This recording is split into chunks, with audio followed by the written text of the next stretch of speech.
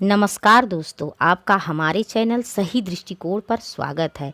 आज हम इस वीडियो में परनिंदा के बारे में बात करेंगे। परनिंदा हमारे जीवन को कैसे खोखला बनाती है, आज हम इसी के बारे में चर्चा करेंगे। महाभारत के एक प्रसंग में जब यक्ष युधिष्ठिर से प्रश्न पूछता है, वह कहता है कि दुनिया में सबसे बड़ा पुण्य क्या है और सबसे बड़ा पाप क्या है। तब युधिष्ठिर यक्ष के प्रश्न का उत्तर देते हुए कहते हैं कि दुनिया में सबसे बड़ा पुण्य अहिंसा अर्थात जीवों पर दया करना है और सबसे बड़ा पाप परनिंदा यानी दूसरों में दोष देखना है। इसी तरह रामायण में जब राम सेवरी माता को नवधा भक्ति का उपदेश देते हैं तो वह सेवरी से कहते हैं, हे सेवरी, आठवीं भक्ति क्या है सुनो। आठहूँ जथा लाभ संतोषा, सपने हूँ नहीं देखहूँ पर दोषा। इस प्रकार भगवान राम सेवरी से कहते हैं कि हे सेवरी, जो व्यक्ति सपने में भी किसी दूसरे में दोष नहीं देखता उसे मैं सहज रूप से ही प्राप्त हो जाता हूँ। इस प्रकार दोनों ही महाकाव्यों में परनिंदा यानी दूसरों में दोष देखने को महापाप माना गया है। परंतु आजकल हमारे चिंतन की दिशा अनियंत्रित है। हम अपने आसपास ऐसे लोगों का एक विशाल समुदाय देखते हैं जिनका एक सूत्रीय कार्यक्रम है दूसरों में दोष देखना, अपनी निंदा की तलवार से उन्हें गिराते रहना है और अपने को महान साबित करते रहना है। कुछ लोगों को इस कार्य में अभूतपूर्व आनंद भी आता है, परंतु वो नहीं जानते कि वे अपने जीवन को खोखला और निरुपयोगी बनाते जाते हैं।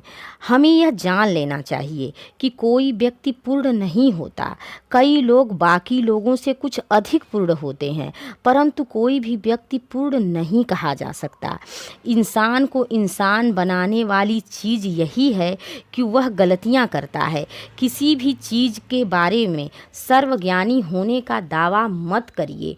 लोगों को इसलिए नापसंद मत करिए क्योंकि उनकी आदतें आपसे भिन्न है। यह जरूरी नहीं कि आप सामने वाले के कार्य की तारीफ करें, पर यह भी तो जरूरी नहीं कि आप उसे नापसंद करें।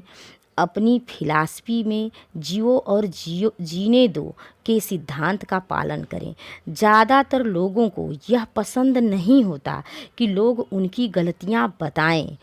किसी के बारे में आपके विचार होना गलत बात नहीं है, परंतु कई बार उन विचारों को नहीं कहने में ही समझदारी है। परंतु कभी कभी किसी श्रेष्ठ उद्देश्य को ध्यान में रखते हुए किसी के भलाई हेतु अगर उसकी गलतियों को बताया जाए तो उसे निंदा नहीं कहते।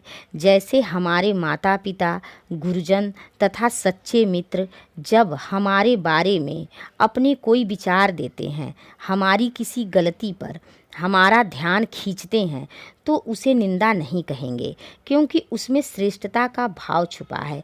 शायद इसीलिए हमारे महान कवि एवं समाज सुधारक कबीरदास ने अपने दोहे में इस बात को कहा है, निंदक नियरे राखिए आंगन खुटी छवाए, बिन पानी साबुन बिना निर्मल होत सुहाए। परंतु जब हम आज के परिप्रेक्ष्य में देखते हैं कि न तो ऐसा लगता है कि कोई निरपेक्ष निंदक बचा है और न ही कोई ऐसा सहिष्णु श्रोता है जो सहज भाव से अपने दोषों को सुनकर उसे स्वीकारे और उसे दूर करने का प्रयास करे। इसलिए हमें दूसरों में दोष देखने के पाप से सदा बचने का प्रयास करना चाहिए।